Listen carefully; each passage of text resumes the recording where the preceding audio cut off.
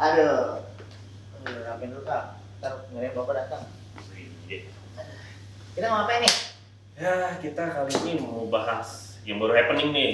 Habis KTT ASEAN. Iya. Tapi lu kemarin ngerasain dampak ini nggak sih? Gua ngerasain macet lu. Iya, macet banget. Jalan ditutup-tutup. Iya, pengalihan banyak banget. Iya. Orang banyak yang kerja terlambat. Wih, serius. Pas banget ini. Serius. Pas banget nih. Menu utamanya hadir, guys. Ya. Oke, assalamualaikum warahmatullahi wabarakatuh. Waalaikumsalam warahmatullahi wabarakatuh. Kita kembali lagi di Channel channel Bapak.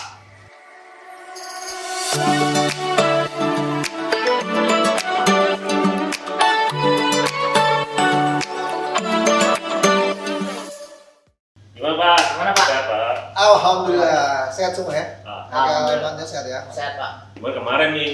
Macet banget itu. Nah, Ampun saya dah. pengen ini Pak nih, mau Bapak. Betul. Tapi gini, sebelum ini bicara macet terus ya. Iya, macet Iya. banget. Sekali kita beri apresiasi pemerintah nih. Nah, Oh, iya. benar. Sukses, alhamdulillah sukses ya pemerintah. ASEAN 2023 itu sukses berjalan pemerintah. lancar. KTT 43 ya. Luar biasa telah sukses menyelenggarakan KTT ASEAN. Dan saya pikir semua negara happy ya. Bahkan Wakil Presiden Amerika Serikat menyatakan dia menyoroti malah yang itu. Dinner, ya kan? Iya tuh. Waktu makan-makan bersama dan luar biasa. Ternyata Indonesia serius, ya, sangat serius menyambut tamu-tamunya. Dan alhamdulillah kita doakan bersama semoga KTT ASEAN membawa berkah. Amin. Amin. Buat negara kita juga, khususnya buat negara ASEAN. Dan pada umumnya itu negara-negara tamu yang diundang ya, seperti Amerika, kemudian China juga. Iya. Oke, itu satu hal yang paling penting ya dalam KTT ASEAN kemarin. Nah, mungkin seperti yang kan bicarakan tadi, kalau apa nih gitu loh, ya kan? Kita ngapain nih setelah KTT ASEAN? Khususnya di masalah kemacetannya kan? Iya. Karena memang sampai saat ini belum ada solusi yang cukup signifikan. Garis bawahi cukup signifikan, ya kan? Signifikan. Dan kita lihat juga polusi masih ada. Nah, oleh karena itu mungkin tidak hanya pemerintah aja loh, masyarakat semua, termasuk kita nih ya. Kita bagaimana kita bisa membantu pemerintah untuk bisa menyelesaikan secara permanen, atau bahasa Inggrisnya dikira dengan sustainability transportation, ya kan, dalam rangka masalah kemacetan. Kalau kalian kira-kira gimana? Anak-anak muda nih, saya bikin denger dulu nih. Kira-kira anak muda apa sih pandangan kalian mengenai transportasi di kita ini? Apakah kalian oke lah Pak, happy aja, pokoknya yang penting gue bisa naik motor sana kemari, atau gimana menurut? Itu salah satunya memang. Kita kalau punya kendaraan pribadi kan lebih punya privilege. Ya. Bisa mau melancong kemana bisa, Iya. gitu kan. Persis. Cuman kalau mengenai transportasi publik untuk saya pribadi gitu ya Pak, itu lebih mungkin fasilitasnya masih kurang banyak. Jadi kayak ketika melihat busway, saya pengguna motor kan, saya ngeliat busway, waduh desek-desekan, kayak males lihatnya gitu Pak. Ya. Contoh kecilnya itu ya Pak. Betul. Kalau Roman gimana? Ya, jawab dulu aja ini. Sebelum Roman nanti, kalau ini memang setuju ya Kak, setuju. Pemerintah masih punya keterbatasan, ya. Oleh karena itu mungkin gini, saya berpikir oke lah sekarang untuk yang koridor-koridor yang belum terlayani angkutan umum, fine ya, kalian boleh memilih alternatif terbaik untuk memilih jenis moda transportasi. Tapi untuk koridor-koridor yang sudah terbangun, ya kan, mestinya kita ada kebijakan-kebijakan yang cukup berani, ya kan, untuk mengatasi transportasi kemacetan khususnya, kemacetan transportasi. Kenapa? Karena kan pemerintah sudah nyiapin angkutan massal, ya kan. Iya. Contoh Sudirman Tamrin, ya kan. Iya. Baik, ini sudah Tamrin kan, coba MRT sudah terbangun. Insya Allah nanti fase 2 segera dioperasikan, ya kan? Sekarang lagi tahap under construction fase 2 dari Bundaran HI ke arah Ancol. Oke. Nah kemudian lebih dulu bahwa kan busway sudah ada di sebelah kanan, ya kan? Yeah. Kemudian ada lagi nanti bus yang di sebelah kiri, ya kan? Yang low deck, ya kan? Nah jadi koridor itu udah cukup lengkap. Bahkan sekarang koridor Sudirman Tamrin itu udah terhubung dengan LRT, Yeah. ya kan? Nanti akan disusul LRT yang dibangun oleh Pemprov DKI atau Jakpro. Kemudian yang non koridor yang artinya koridor-koridor yang belum ada fasilitasnya, oke lah, karena pemerintah belum hadir di situ. Belum hadir dalam artian artinya masih berproses, ya kan? Kira-kira gitu Kak. Kalau Roman gimana? Kalau saya sebenarnya pengen bahas ya tentang KTT ASEAN sih Pak, tentang masyarakat ya.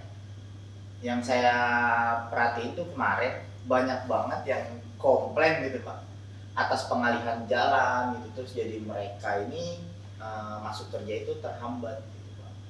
Ya, Itu dia Pak. Saya mau nanya dari sudut pandang kok bisa seperti itu, apa memang itu udah efektif atau belum? sangat bisa dimengerti, sangat dimengerti. Nah, memang pengalaman saya sejak pelaksanaan Asian Games, ya kan? Dan juga ini kita sekarang ada perhelatan besar KTT ASEAN. Nah, terkesan masyarakat merasa dikorbankan, ya kan? Masyarakat merasa dikorbankan. Contoh anak sekolah aja lah, yang kemarin dulu waktu COVID sudah WFA, sekarang mereka happy, sudah offline, sudah ke sekolah, sekarang harus WFA lagi, ya kan? Kemudian akibat manajemen rekayasa lalu lintas, masyarakat yang harusnya bisa ke kantor estimasi katakanlah 1 jam paling lama, ini malah lebih, ya kan? Karena ada rekayasa lalu lintas, bahkan ada penutupan jalan akibat delegasi-delegasi kepala pemerintahan negara-negara tetangga yang perlu diprioritaskan. Nah, ini harusnya menjadi pengalaman buat kita semua, termasuk pemerintah. Ya, betul Pak. Insya Allah ini adalah rekayasa ini adalah yang terakhir, tidak boleh terjadi lagi. Ke depan kalau ada perhelatan apapun itu udah nggak ada masalah, nggak ada perlu ada dikorbankan lagi, ya kan? Karena ternyata memang transportasi itu jadi penting buat semua, buat yang menyelenggarakan event atau yang datang untuk event itu jadi penting gitu. Sekarang alasannya kenapa anak-anak sekolah WFA, karena selain mengurangi kemacetan juga polusi kan, mengurangi polusi kan.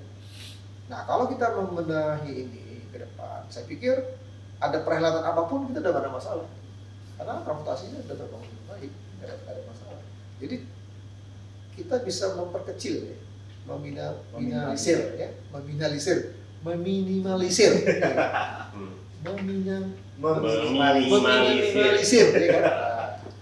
Kejadian-kejadian yang sama ini terjadi.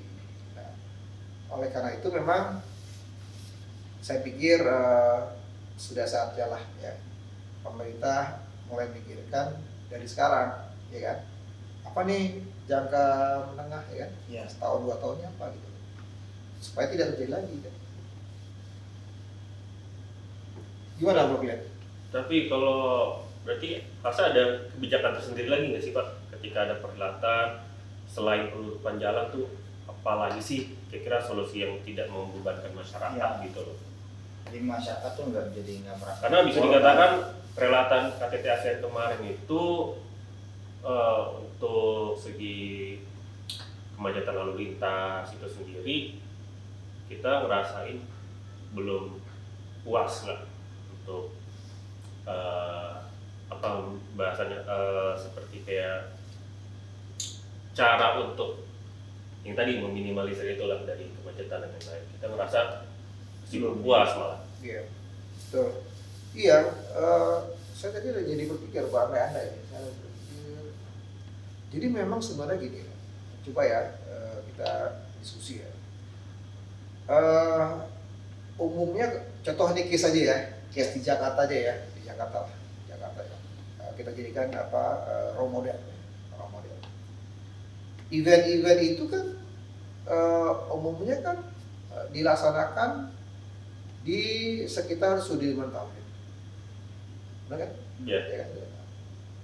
Kenapa di situ? Karena memang fasilitasnya memadai, penginapan memadai, kelas bintangnya juga bintang 4, bintang 5. Apalagi untuk selevel kepala negara kan harus level bintangnya bintang 5 kan. Iya.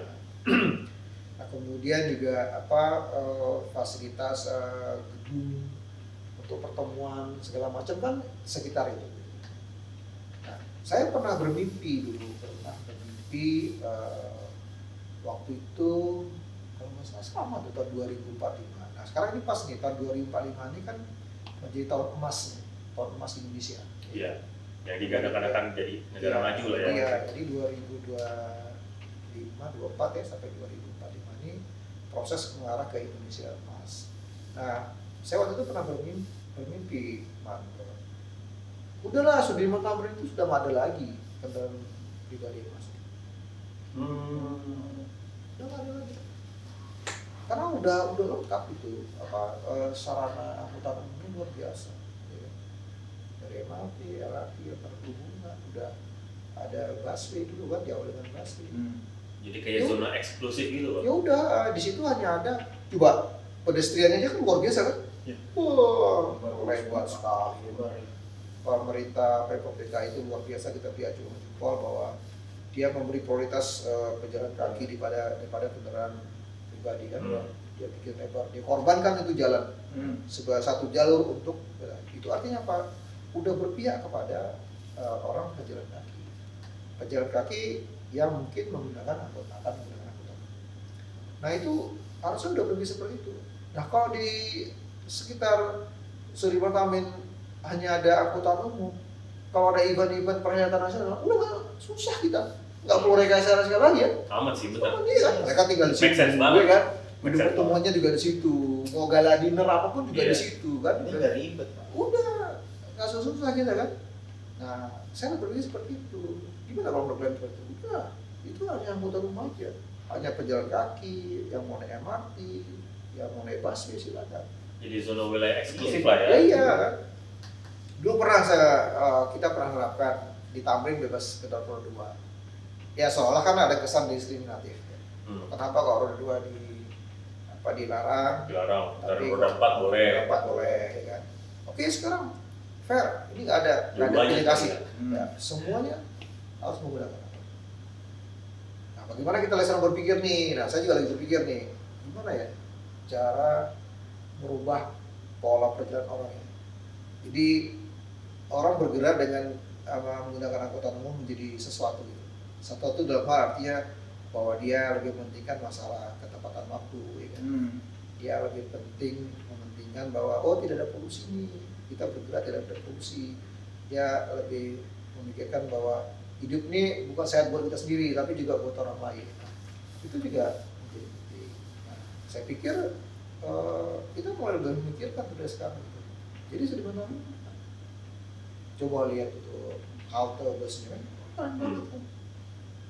kalian pergi deh, coba ke negara lain, ada nggak halte bus yang semewah itu? Luar biasa. Belum coba. Nah, kayaknya harus kita coba. Iya sih. Kita coba kita Negara lain lebih mulai tapi kereta cuy. Iya. LRT itu Bukan lain, bukan bus. Kita masih tetap bus. LRT baru kan. Iya. Nah, jadi itu pemikiran-pemikiran saya setelah KTT Asia, apa nih, what next gitu kan. Kita mulai berpikir terobosan-terobosan itu. Iya, jadi bagusnya kayak ada perhelatan besar gitu, udah difokus di jalan itu aja sih Pak. Sekarang saya tanya sama kalian, apa sih kesulitan kalian untuk kalian misalnya jalan kaki, terus naik angkutan umum gitu kan. Terhadap corona yang ada ya, tapi kalau corona yang belum ada, angkutan umumnya oke lah, saya masih bisa mengerti lah. Kalian lebih memikirkan kendaraan roda 2. Iya. Tapi kalau untuk yang itu gimana menurut kalian? Ya. Ya lu dah. Tadi kan gua udah, lu bilang dong. Oh, Bang. Roman, gimana bro? Gimana, Pak? Artinya apa sih kesulitan kalian untuk menggunakan angkutan umum? Walaupun kalian di rumah misalnya tidak punya mobil, punya roda dua gitu. Apa? Saya ingin tahu sebenarnya apa ya kesulitan masyarakat untuk lebih memprioritaskan menggunakan angkutan umum dari mobil pribadi. Karena untuk pengambil kebijakan publik itu perlu tahu sebenarnya kan. Tidak hanya sebagai teori, ya kan? Tidak hanya sebagai teori. Kalau teori kan udah jelas kan, ya saya sampaikan itu kan. Tapi saya pikir lebih dalam lagi sebenarnya apa ya yang diinginkan oleh masyarakat supaya masyarakat bisa memprioritaskan. Nah, gue naik angkutan umum aja lah. Kalau yang seperti Eka pernah sampaikan bahwa masalah privacy itu jelas dong. Ya. Kita nggak bisa melawan, angkutan umum nggak bisa melawan. Iya, benar. Mobil pribadi, ya kan? Motor, ya kan? Motor lebih murah. Gitu. Iya. Mobil pribadi agak mahal, tapi privasinya kan Iya. di mobil dia bisa mendengar musik, nggak ada yang ganggu. Tapi dia nggak sadar itu di mobil kan, udah macet-macet kan. Satu orang satu mobil. Macet tuh gue. Orang satu mobil. Itu nggak sadar gitu. Kalau dari saya sih, Pak, ya, mungkin kan kalau saya aktivitas sehari-hari memang pakai motor ya. Kenapa alasannya pakai motor? Lebih fleksibel aja sih, Pak. Kalau mau kemana tuh lebih gak mudah gitu. Dibanding kayak transportasi, saya kadang harus misalnya kayak mau naik busway gitu, harus transit sana sini gitu sih, Pak. Kalau saya Iya. agak ribetnya ke situ aja. Iya. Kalau Oke. pribadi itu langsung. Nah sekarang gini juga argumentasi saya. Dulu kita sebelum ada handphone, dulu baru telepon rumah kan. Iya. Ada rumah. Jadi sekarang saya kasih asumsi dulu kita sebelum ada handphone, ya kan, telepon rumah. Kayaknya fine aja itu gitu kan. Kalau dulu kan handphone nggak diangkat aja akhirnya bermasalah. Ini gimana sih handphone nggak diangkat?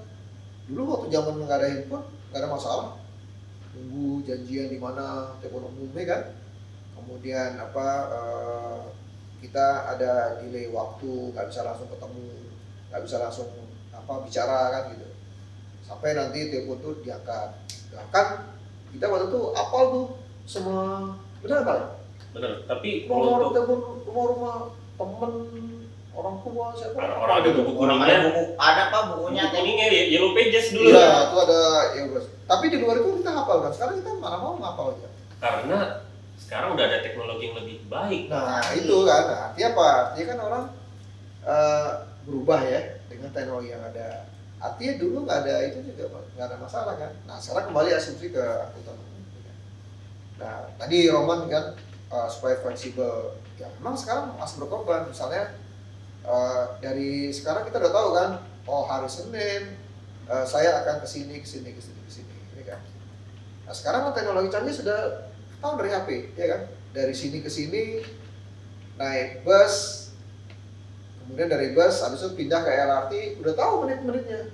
Kita jalan kaki ke halte terdekat 7 menit, udah ada menitnya, udah tahu dengan teknologi itu kan. Nah mesti kan harusnya kan kita mulai membiasakan itu gitu. Memang awalnya agak sulit, agak sulit. Tapi kalau sudah terbiasa udah gak ada masalah. Di luar negeri mereka sudah terbiasa kan, mereka nggak masalah. Bahkan mereka lagi berpikir sekarang gini, wah naik motor gua keselamatannya sangat mengkhawatirkan. Itu jatuhnya sama. Kalian tahu nggak sekarang pembunuh terbesar sekarang selain penyakit jantung gitu, itu kecelakaan motor. Kalian pernah bayangkan nggak? Jadi kecelakaan terbesar itu orang meninggal dunia itu umumnya disebabkan karena kecelakaan motor. Nah kita nggak berpikir kan, kita hanya berpikir fleksibel, kita nggak berpikir safety gitu. Nah maka itu nih saya mengingatkan kalian gitu. Coba sekarang buat teman-teman saudara-saudara kita yang lebih memprioritaskan tadi roda 2, ya kan. Nah coba kalian mulai berpikirkan ya, pikirkan artinya bagaimana dengan safety, bagaimana dengan kesehatan, ya kan? Ya kan? Akibat kecelakaan bisa fatal, ya kan? Tadinya bisa bekerja, mencari nafkah, akibat kecelakaan banyak yang terus nggak bisa ngapa-ngapain. Apa kalian nggak sayang sama diri kalian sendiri? Tapi masalahnya Pak, nggak kepikiran buat ke situ sih Pak. Yang maksudnya secara langsung. Nah, makanya itu ya. Makanya kita mikirin yang fleksibelnya, apalagi kan kalau Betul. misalnya naik transportasi Betul. teman kadang ya kan, Iya. nitip dong kalau di jalan bisa tahu bulat Iya, kan nggak betul. mungkin saya lagi berhentiin supir apa saya mau beritahu bulat dulu gitu nggak mungkin gitu Pak. Tapi Betul. iya ada Iya, kapan? ada bagusnya juga sih, karena kita sama aja dilatih untuk manajemen waktu kan Pak. Betul ya. Nah, kita mulai soal teknologinya luar biasa kan. Aplikasi Transjakarta itu, Anda tinggal klik, Anda tinggal tahu tuh. Anda dari sini mau pilih apa? Mau pilih yang murah atau mau pilih yang mahal, ya kan? Kalau yang murah pakai yang ini, waktunya sekian. Kalau yang mau agak mahal dikit, kalian pilih yang ini. Udah sampai seperti itu. Belum pernah nyoba kan? Belum, Ke aplikasi kan? Nah, kayak Belum, itu. Nah, coba deh kalian. Nah, itu Jadi, oke. itu kayaknya agak sulit bagi orang-orang yang ngaret Iya benar Pak. alias yang suka berangkat mepet. Iya, Pak. Karena saya tipikal orang yang bilang OTW itu masih bengong aja dulu. OTW bengong masih gitu. Iya, kumpulin nyawa dulu. Kumpulin nyawa dulu sih, Iya, bangun nyawa tuh dulu. 30 menit bengong dulu. Bilang sih udah OTW padahal bengong dulu. Persis. Maka itu saya juga berpikir gini, merubah gaya orang berpergian, merubah orang cara bertransportasi itu juga saya ingin merubah cara pandang orang, kehidupan sosial orang. Karena kemacetan lalu lintas ini sudah merubah nilai-nilai sosial yang kita anut selama ini. Tadi bilang tadi kan, kalau sudah OTW orang udah tenang gitu. Kalau OTW di mana gitu? Iya kan? Terus kumpulin nyawa. Terus datang maaf terlambat karena macet, fine. Orang jadi pemaaf kan? Iya. Nggak bisa, itu nggak bisa seperti itu dong. Ya kalau Anda tidak mau terlambat, ya berangkat lebih pagi lagi kan gitu. Jangan tadi kan Rahman bilang mepet. Nah, ini nggak ada perubahan nilai-nilai itu. Nah, saya pikir ini mau berubah itu nilai-nilai sosial yang sudah cenderung ke arah negatif gitu. Nah, dengan memperbaiki manajemen transportasi, cara orang berpergian, ini akan berubah tadi nilai sosial yang selama ini sudah mulai ke arah negatif. Orang menjadi pemaaf sekarang kalau terlambat karena macet. Terlalu banyak excuse lah ya. Orang cukup happy kalau dia diberi jawaban OTW. Gitu. Nggak bisa. Kita mulai membiasakan diri bahwa kita, oke, janji jam 9, jam setengah 9 udah hadir. Udah di situ. Kita lebih bagus kepagian daripada terlambat. Biasa tuh ada di papan sekolah kan. Nah, kalau untuk angkutan umum udah ketahuan kan, sekian menit. Dan itu udah pasti kan. Naik LRT, MRT udah pasti jamnya. Nggak mungkin ada macet. Macet di mana? Nggak mungkin. Lebih Busway baik juga sekarang ada koridornya kan, jalur khusus. lebih baik datang 1 jam lebih awal daripada terlambat 1 menit. Nah, Tapi kan ada juga dibantai lagi. Apa tuh? Tenang, jagoan datangnya terlambat.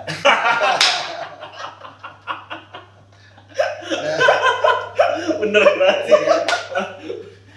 Nah itu kayaknya keistimewaan Iya. orang Indonesia deh. Banyak ngeles. Iya kan? Nah. Dikasih tahu ngeles aja. Jadi saya berpikir gitu. Nah, setelah KTT ASEAN ini, ya kan, kata saya ini, mari kita sekarang berpikir ya jangka pendek tadi ya, merubah pola orang melakukan perjalanan. Ya kan? Coba bayangin ya tadi kan, kalian menggunakan roda 2, ya kan, nah, dampaknya kan kecelakaan tertinggi disebabkan roda 2 dan banyak kejadian-kejadian kecelakaan roda 2 itu menyebabkan fatal, selain meninggal dunia. Yang lebih sedihnya lagi adalah kalau memang terjadi cacat tubuh, sehingga tadi yang tadinya mau mencari rezeki lebih fleksibel, akhirnya malah dia tidak bisa melanjutkan mencari rezeki. Kan itu fatal kan? Iya. Sementara ada keluarga di rumah. Nah, coba kalian mulai pikir ke situ gitu kan. Nah, sementara menggunakan angkutan umum karena alasannya susah tepat waktu, sekarang dengan teknologi sudah bisa kita tahu. Ya kan? Sama seperti waktu kita dulu nggak ada HP kan di rumah. Nah sekarang nggak ada masalah itu loh. Sama ini kan. Tadinya bisa cat naik motor cepat. Nah sekarang kita ubah ya kan. Nah, sekarang mulai kita mengatur manage waktu. Apalagi terus dampak sosial ya kan? Masyarakat. Masyarakat sudah mulai bicara online. Ya kan? Tidak lagi bicara aduh terlambat karena macet. Iya. Jadi nggak terlalu excuse macet mulu kan. Betul gitu. Jalan di jalan tol macet di mobil nggak komplain tuh happy aja. Iya. Kan aneh orang sudah mulai nggak menghargai waktu gitu. Nah, dengan merubah pola perjalanan pergerakan transportasi yang ada. Nah kita mari coba kita melakukan sosialisasi ke teman-teman, terutama kalian anak muda nih, ya kan? Yang hobi-hobi naik motor nih. Iya. Jadi jangan bicara hanya lebih gampang satsetnya gitu, jangan lebih murahnya. Ada lagi yang dampak yang lain yang harus kalian pikirkan gitu. Gitu. Nah jangka panjangnya saya tadi bermimpi, udah misalnya koridor sudah tambah, udahlah itu hanya dipakai untuk berjalan kaki, untuk yang naik motor. Jadi nggak ada lagi, lah ya. nggak ada lagi kendaraan pribadi yang lewat situ. Itu hanya untuk pejalan kaki dan pengguna transportasi. Gitu. Kalau pejabat publik Iya gimana Pak? lewat itu gimana Pak? Tetap nggak ada apa Ada pilih kasih. pribadi gitu.